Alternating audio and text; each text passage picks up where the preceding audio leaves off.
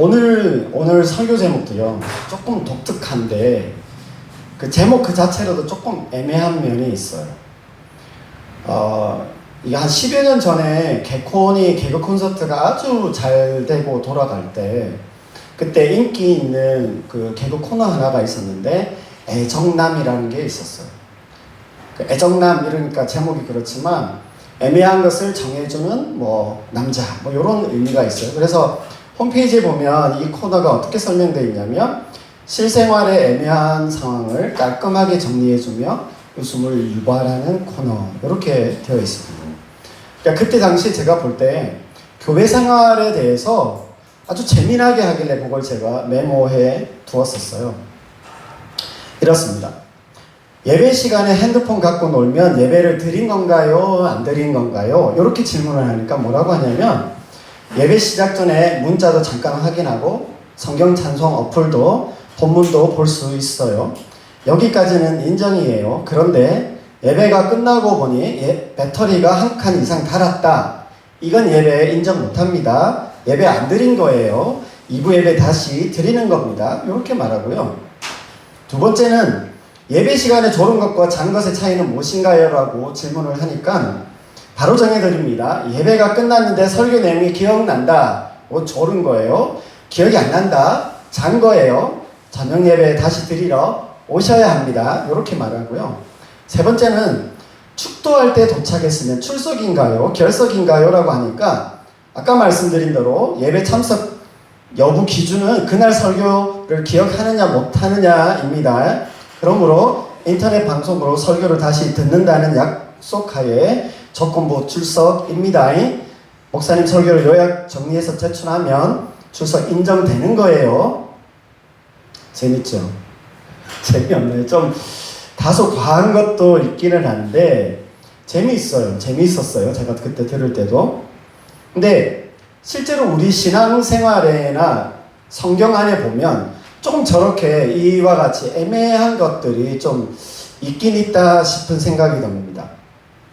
성경에도 이렇게 가만히 보면 좀 애매한 부분들이 있는데, 우리가 성경을 통해서 이렇게 보게 되면, 또 성경을 통해서 알고 있는 하나님은 분명한 기준과 태도를 가지신 분입니다. 악한 사람이 악하거나 아니면 범법한 사람들에 대해서, 또 하나님을 미워하고 하나님을 대적하고 의도적으로 뭔가 불순종하거나 악한 목적으로 행하는 자들에 대해서 굉장히 엄격하시고 정확한 기준을 갖다 대시는 분이 하나님으로 알고 있습니다. 그래서 그런 사람들에 대해서 마땅한 대가를 치르거나 어떤 비참한 최후나 종말을 맞이하게 되는 것을 우리가 성경에서 많이 보게 됩니다. 그래서요, 우리도 하나님에 대해서나 우리 자신에 대해서도 참 분명한 기준을 가지고 최선을 다해서 애쓰고 있고 신실하려고 노력하고 있습니다. 근데 또 한편으로 보면 이 애매한 태도처럼 보이는 모습들이 성경에 보여져요. 하나님께서 주목하시고 사용하고 계시는 사람들을 보면 때때로 하나님을 알고 따르고 섬긴다 하는 것 같은데, 하나님의 말씀과 규칙에서 좀 어긋나기도 하고요. 하나님을 제대로 잘 아는 것 같지도 않고 하나님의 사람다운 모습이 아닌 것 같은 경우들이 꽤 많이 나온다라고 하는 겁니다. 그래서 조금 솔직하게 좀 비판적으로 한번 그런 면을 부각시켜서 몇몇 사람들을 살펴보면, 우리가 잘 알고 있는 그 야곱 있잖아요. 아브라함과 야곱과 이삭. 이삭과 야곱이라고 할 때 그 야곱을 보면 좀 비판적으로 말해보면 뭐라고 이야기할 수 있어요? 굉장히 고질적인 사기꾼입니다. 그러니까 요즘 말로 입벌구라고 그러죠. 그러니까 고질적인 사기꾼이 있고요. 삼손은 어때요? 삼손은 조금 성도착증 환자 같아요. 그리고 기드온 알지요? 300용사. 그 기드온은 처음에는 절대 하나님을 믿는 법이 없었던 용사였습니다.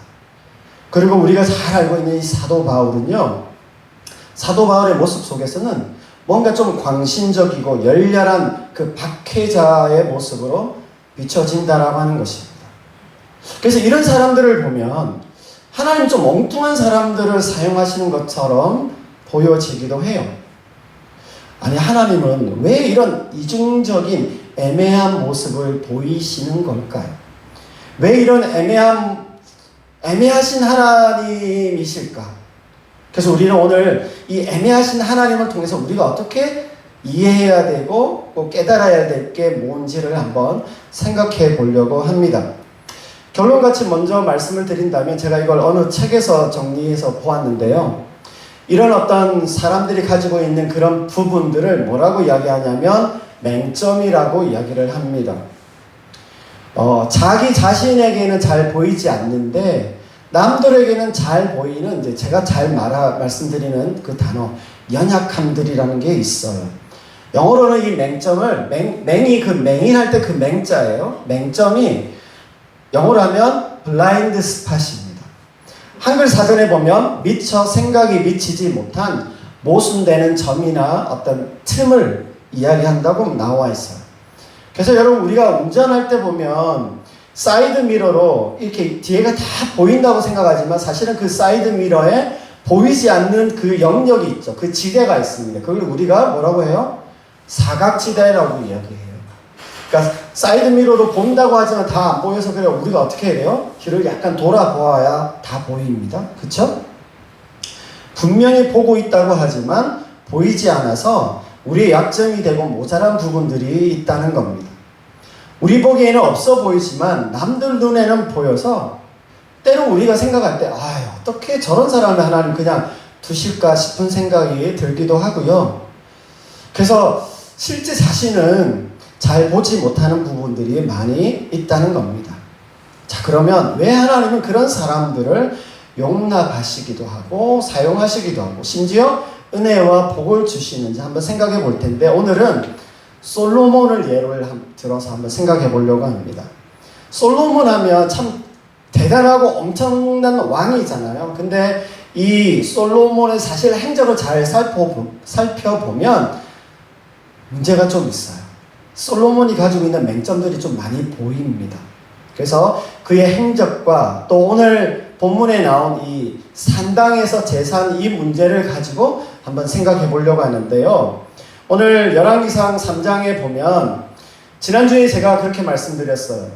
아도니아냐 솔로몬이냐, 아도니아와의 그 권력 투쟁에서 솔로몬이 승리를 했습니다. 솔로몬이 승리를 하고 나서 이제 기브온에 가서 하나님께 엄청난 큰 희생 제사를 드리게 됩니다. 그게 3장의 내용이에요. 밤에 하나님께서 솔로몬을 꿈에 찾아오시고 노래 그 제목처럼 소원을 말해봐. 소원을 내가 들어줄게. 그럽니다. 그럴 때 솔로몬이 엄청난 나라나 영토나 권력을 구하지 않고 의외로 뭘 구했어요? 지혜를 구했습니다. 그 지혜를 구했는데 이게 엄청난 선택을 한 거죠.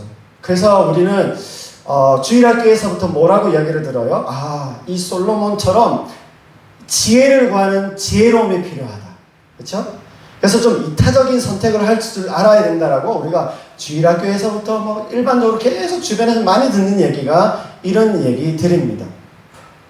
여러분 이게 중요하기도 하지만요. 사실은 이 솔로몬의 행적에 대해서 우리가 좀 살펴볼 내용들이 있다라고 하는 것입니다. 1절에서 이 4절 내용에 보시면 이 솔로몬의 이 행적들이 그렇게 좋게만 볼 수 있는 것이 아니라는 것을 단방에 알 수 있습니다. 여기 보시면 솔로몬이 어떻게 해요?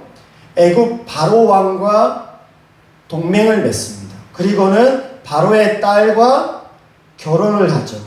여러분, 애굽 바로 왕과 동맹을 맺고 그의 딸과 결혼을 했다는 이 한 구절이 그냥 툭 여기에 던져져 있는 게 아니라 이것을 통해서 솔로몬의 행적 자체를 바르게 이해하라고 우리에게 던져져 있는 겁니다. 그러니까 이 한 절이 뒤의 내용들을 제대로 이해할 수 있는 어떤 판단이 될 수 있도록 이렇게 주어지고 있다는 걸 알 필요가 있습니다. 솔로몬이요, 이 바로의 딸과 결혼하면 애국 왕의 딸과 결혼을 했으니까 힘이 더 커지고 있겠구나라고 생각을 할 수 있겠지만 사실 이 주변의 나라들과 정략적으로 결혼한다고 그러죠. 정략적으로 결혼하는 것이 사실 주변의 많은 이방의 나라들이, 하나님을 알지 못하는 나라들이 취하는 일종의 처세술 같은 거예요. 그 나라를 평화롭게 유지하고 방어하기 위해서 정략적으로 결혼을 하는데, 솔로몬도 똑같이 그와 같이 했어요. 이게 사실 어떻게 보면 뭐 그게 나쁠 거 있나요? 다들 그렇게 하는 거 아닌가요? 라고 할 수 있지만, 이 과정에 보이지 않는 게 뭐예요? 하나님께 묻거나 하나님을 통해서 하고 있지 않고요. 다분히 다른 주변의 나라들도 그렇게 하는 거니까 나도 그렇게 해라고 이야기하면서 솔로몬이 이것을 하고 있다는 겁니다. 그래서 훗날 선지자들은 이런 부분들에 대해서 좋지 않게 생각을 했고요. 어떤 비판과 정죄를 했습니다.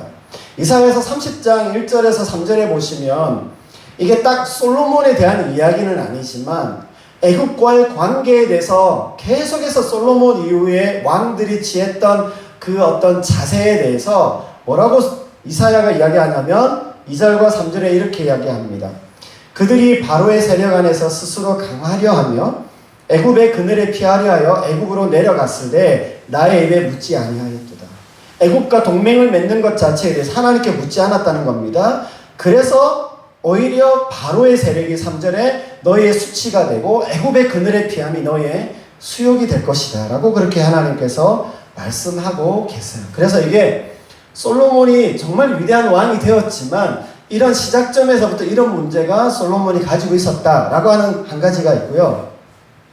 또 다른 문제 하나가 뭐냐면 오늘 3장에 나왔던 솔로몬이 산당에서 제사를 드린 겁니다. 그러니까 솔로몬이 산당 제사를 계속해서 드리도록 허용했다는 거예요.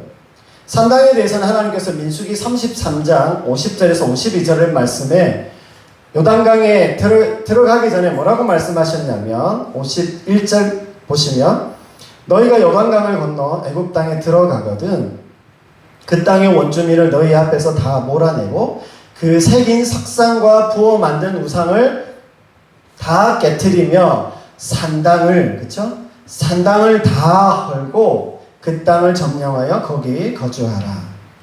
하나님은 분명하게 우상과 산당을 없애라고 하셨습니다. 근데 솔로몬은 거기에서 지금 본문에 보면 거기에서 제사를 크게 드렸는데 또 그걸 하나님께서 기뻐하셔서 네 소원이 뭐냐라고 그렇게 말씀해 오고 계신 거죠. 이게 참 이해하기 쉽지 않은 부분인데요. 요거에 대해서 저희가 한번 생각을 오늘 해보려고 합니다. 그래서 이 솔로몬 제사에 나타나는 이 산당 이야기를 오늘 좀 할까 합니다.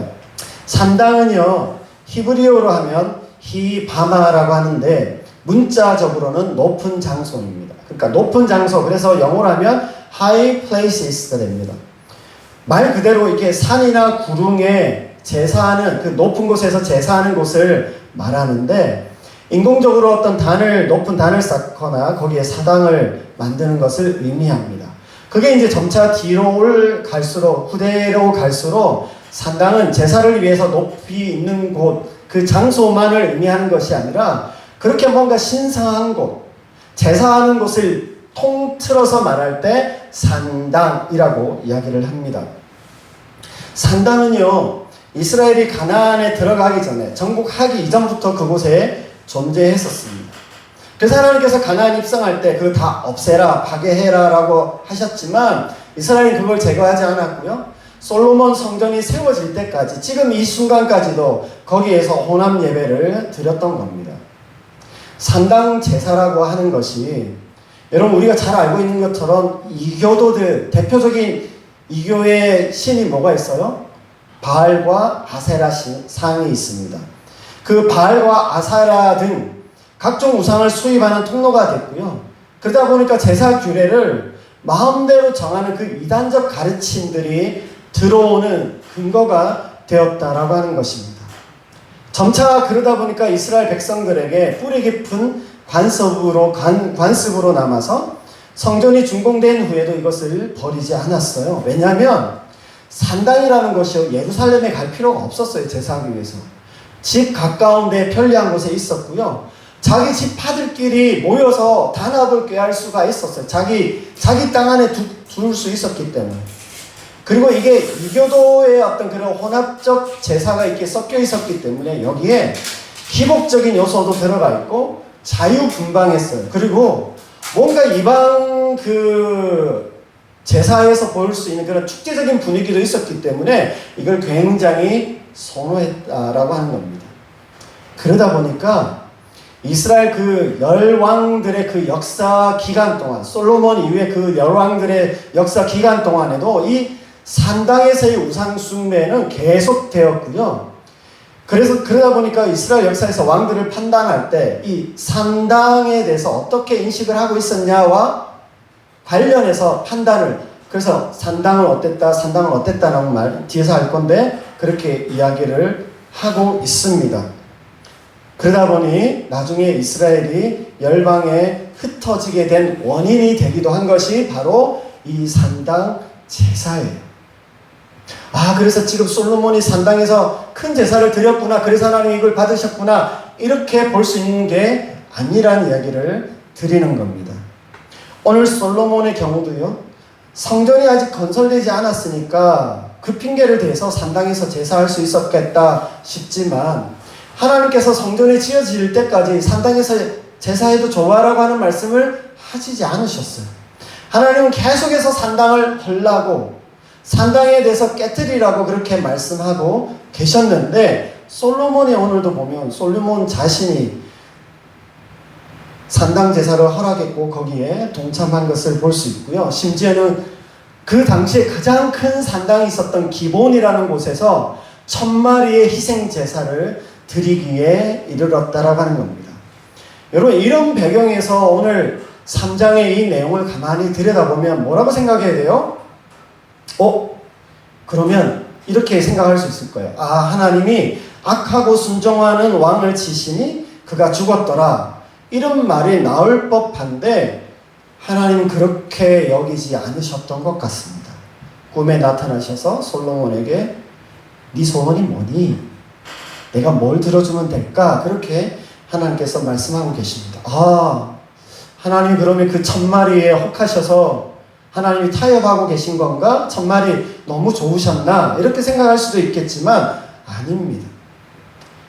어쩌면요, 하나님은 솔로몬이 이집트와 동맹하려고 정략적으로 이 바로의 딸과 혼인한 것에 대해서, 그리고 이 산당 제사에 대해서 가지고 있던 이 솔로몬의 어떤 태도에 대해서 그렇게 해도 된다라고 하는 것이 아니지만, 이러한 부분에 대해서 솔로몬의 맹점으로 하나님께서 허용해 주고 계시다라고 하는 것입니다. 영적으로나 문화적인 측면에서 이건 솔로몬이 가지고 있는 맹점이다라고 받아주신 것, 보아주신 것이다, 그렇게 생각할 필요가 있어요. 여러분, 이 산당에 대한 하나님의 입장과 평가는 아주 분명하시더라고요, 뒤에 가서도. 그래서 이게 우리가 좀 이해하기 어렵지만 이해를 할 필요가 있는 게 뭐냐면, 성경의 여러 군데에서 보면요, 이렇게 이야기해요. 여호와 앞에서 정직히 행하였다, 어떤 왕들에 대해서. 그러면서도 뭐라고 이야기를 하냐면, 산당은 폐하지 아니하였다. 하나님 말씀에 순종하는데 그분 앞에서 정직하게 행했다라고 이렇게 이야기를 하는 겁니다. 모순되잖아요.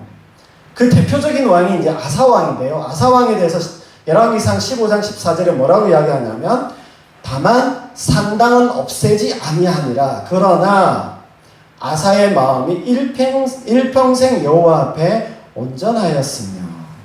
산당을 없애지 않았는데, 하나님이 없애라고 하시는 건데 그걸 순종하지 않았는데 일평생 여호와 앞에 온전했다고 그렇게 말하고 있습니다. 산당을 없애지 않았는데, 그걸 계속 가지고 있었는데, 이렇게 받아주시고 평가한다는 게 이해하기 쉽지 않은데요. 아마 하나님께서는 이들이 가지고 있었던 이들만의 어떤 산당 문제로 그것을 단지 그냥 허용해 주시고 보아주신 것으로 이해할 필요가 있겠다라고 하는 생각을 하게 됩니다. 여러분, 사실 우리 모두에게도요, 각자 나름의 산당이 있을 겁니다. 우리들 역시 스스로는 도무지 파악하지 못하고 놓치는 영역들이 있을 수 있다는 거예요. 여러분, 우리가 잘 알고 있는 그 종교개혁가 마틴 루터요. 근데 이 사람이 정말 대단하지만 이 사람이 어느 나라 사람이에요? 독일 사람입니다. 독일 사람으로서 어떤 발언을 했을까요? 반유대적인 악독한 발언을 한 것으로 알려져 있어요. 이게 이 사실을 아는 사람은 그렇게 많지 않습니다. 그리고요, 미국이 사실 기독교가 국교도 아닌데도 기독교 국가라고 이야기하잖아요. 그래서 미국은 아주 앞장서 있는 기독교 국가이고 많은 그리스도인들이 거기에 있지만 그 그리스도인들이 어떻게 했어요? 노예 제도를 지지했잖아요. 그리고 지금도 사실은 심각한 인종차별이 있는 곳이 미국이고 많은 어려움들을 겪고 있는 것도 사실입니다.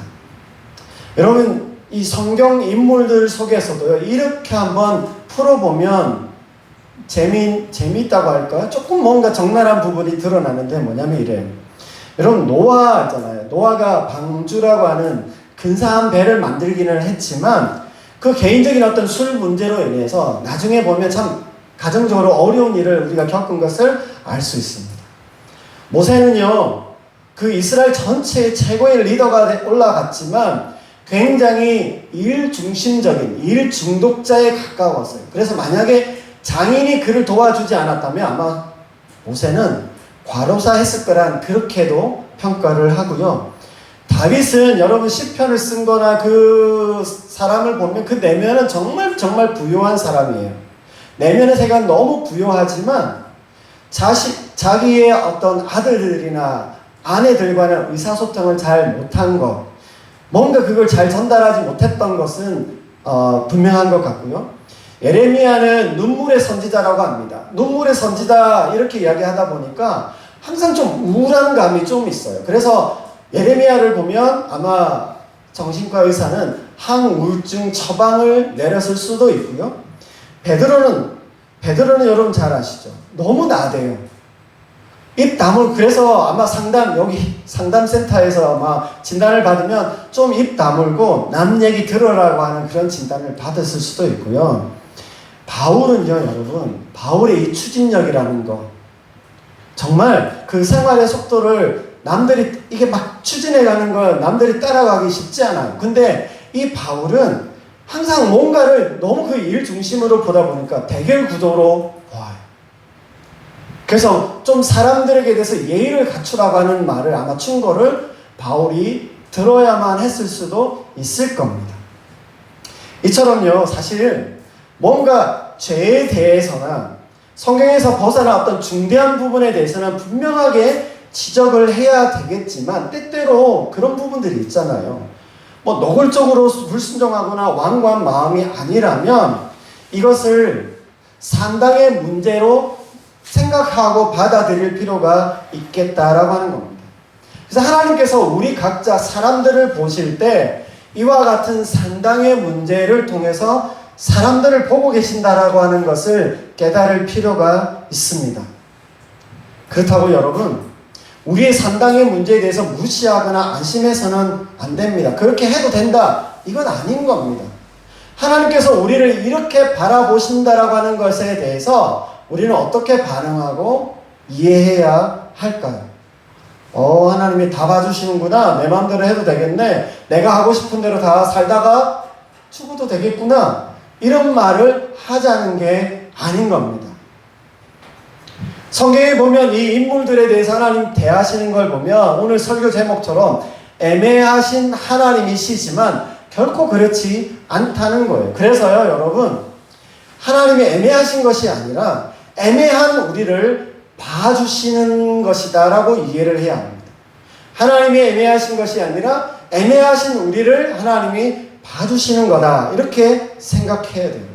그래서 여러분, 우리가 이 시간에 우리가 가지고 있는 이 애매함에 대해서 어떻게 생각해야 될까? 이런 우리가 가지고 있는 상당한 문제에 대해서 어떻게 생각해야 될지 한 3가지로만 간단하게 좀 말씀을 드리고 마치도록 하겠습니다. 첫 번째는요, 우리 자신과 주변의 사람들을 볼 때 유연함을 가져야 합니다. 그래서 조금 우리 자신이나 주변의 사람들을 바라보는데 여러분 이게 이런 유연함이 없으면 되게 우리 스스로가 불편하고 어려워요. 그래서 그게 우리 스스로가 만들어내는 불편함일 수 있거든요. 그래서 그 불편한 마음을 좀 정리하는 데 도움이 되면 좋겠습니다. 하나님께서 나의 산당을 이해하시고 그 사정을 헤아리신다라고 하는 것을 알 필요가 있어요. 여러분 그렇다고 우리가 죄에 대해 반대하라는 것도 아니고 내 마음대로 할 수 있다는 것도 아니라고 말씀드렸습니다. 분명 그렇게 할 수밖에 없었던 영향, 그 배경이 있을 터인데 그 사람이 보지 못한 그 맹점이 있을 수 있다라고 하는 것이고요. 하나님께서도 그러한 점을 좀 우선은 고려해 주시고 보아주신다라고 하는 점을 우리가 받아들이고 이해할 필요가 있다라고 하는 겁니다. 분명 그렇게 보여지는 모습들이 최선은 아니겠지만 너무 쉽게 판단하고 정죄해버려서 나 자신만 아니라 주변을 향한 우리의 어떤 마음 전부를 다 어렵게 해서는 안 된다라고 하는 겁니다. 이런 것이 사실 다른 사람을 불편하기도 하지만 오히려 더 큰 문제는 나 자신에게도 힘든 일이 될 것이고 내게도 자유함을 주지 못하게 된다라고 하는 것입니다. 하나님이 가지신 이런 유연함, 하나님 가지신 이런 마음 안에서 우리 자신도 유연해지고 남에게도 유연해지면 좋겠습니다. 두 번째는요, 이런 하나님의 산당의 원리를 볼 때 오히려 하나님 앞에서 더 겸손해져야 한다는 겁니다. 하나님이 다 봐주신데 내 마음대로 해도 되겠구나. 이게 아니라 오히려 하나님 앞에서 더 겸손해져야 한다라고 하는 겁니다. 내가 잘나서 봐주시는 것이 아니라 하나님의 무한한 사랑 안에서 하나님이 봐주시고 이해하시고 고려해 주신다는 것을 알아야 하는 겁니다. 제가 일부러 이 고려해 주신다는 단어를 사용했는데요. 하나님은 그 사람의 개별적 상황에 대해서 아주 특별하게 다시 생각해 주시고 계시다라고 하는 것을 말씀하고 있는 겁니다. 하나님께서 우리를 그렇게 바라봐 주신다는 거예요. 하나님의 온전한 성품대로 우리를 바라보시면 살아남을 수 있는 사람이 사실 아무도 없어요. 근데 하나님께서 산당 문제로 우리의 어떤 그런 면들을 보아주시기 때문에 우리가 하나님 앞에 있다는 겁니다. 여러분 이것은 하나님께서 우리를 향한 것도 있지만 우리가 서로 안에서, 관계 안에서, 공동체 안에서, 가족 안에서, 어떤 모임 안에서도 마찬가지입니다. 사람 안에서도 마찬가지인 거예요. 내가 사랑받을 만한 게 아니라 저 사람들이 사랑 많은 사람들일 경우가 더 많아요. 물론 잘하는 분들도 계셔서 당연히 그런 분들도 계시지만 오히려 주변에 있는 사람들이 더 사랑이 많은 분들이 있기 때문에 그런 경우가 있는 겁니다.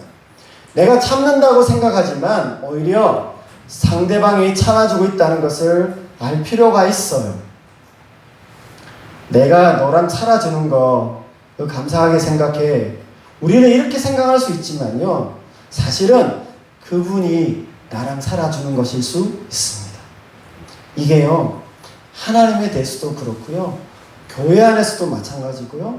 가족 간에도, 부부 간에도, 자녀 간에도, 친구 간에도, 어떤 모임 안에도 여러분 이런 나의 착각일 수 있어요. 정말 내 주변에 있는 사람이 제가 주어는 누구라고 이야기 안 했잖아요. 그분이 나를 더 사랑하기 때문에 나랑 살아주는 것일 수 있다. 그분이 나랑 사랑 주시는 것일 수 있다라고 하는 것을 이해할 필요가 있습니다. 그래서 여러분 우리는 겸손해져야 할 필요가 있다. 겸손한 마음이 필요하다는 겁니다. 여러분 이거 막 모르고 막 나대고 막 너무 그렇게 하다 보면 나중에 진짜 창피하게 되고 곤혹스럽게 되는 경우들을 많이 보게 됩니다. 그래서 하나님께서 나를 향해 그렇게 하신다는 것을 우리가 아는 것이 꼭 필요하고요.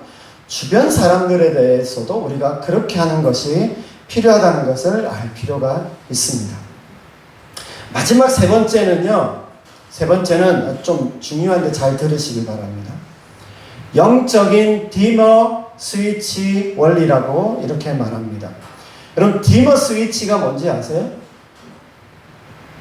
스위치 중에는 이렇게 여기 보면 벽에 한 번에 이렇게 똑딱 껐다 켰다 할 수 있는 거 있잖아요. 근데 디머라고 하는 건 뭐냐면 이렇게 왜 어디 가면 이렇게 돌려서 그 밝기를 조절할 수 있는 거.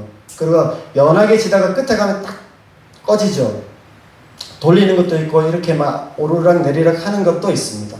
여러분 이걸 좀 간단하게 이야기하면 이런 거예요. 하나님이 주신 빛에 우리가 반응하면 그분의 빛이 더 많은 빛을 우리에게 오게 되고요. 반응하지 않으면 이미 주신 빛까지 거두어 가신다는 그런 말이 되는 겁니다. 우리가 이미 알고 있는 것을 무시하면 성장이 멈추게 될 뿐만 아니라 이미 가지고 있는 그 빛마저 잃게 되는데, 여러분 이게 어느 한순간에 탁 일어나진 않지만 점차 그렇게 되어져서 어느 결국 시점에 가게 되면 한 방에 훅 가게 되는 겁니다. 여러분 이런 예들이 많이 있어요.